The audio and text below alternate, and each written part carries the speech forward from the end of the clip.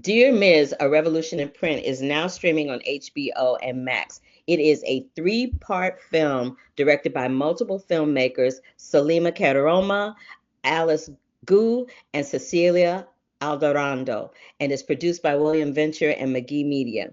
Now, it's done in three parts. The first part deals with, let me come back on camera.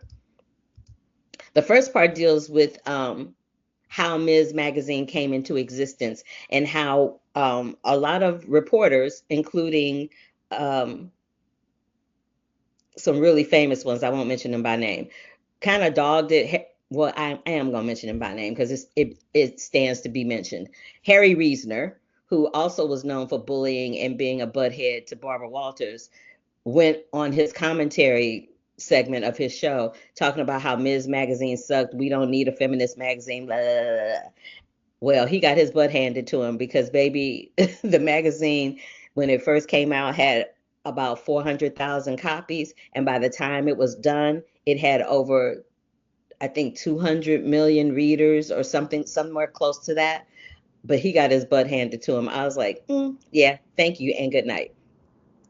Then, because there wasn't a whole lot of representation of women of color, they brought in Marsha Ann Gillespie, who was the editor over at Essence magazine, to kind of, center on women of color and reimagine what the magazine looked like. The covers of the magazine had all white women on them. And it's like there's not all white women that live in the country. So if you're going to have a magazine called Ms.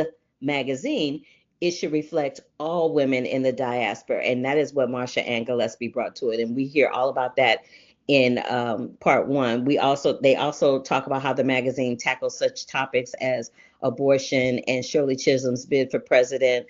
It was received by women wholeheartedly. They were hungry for this type of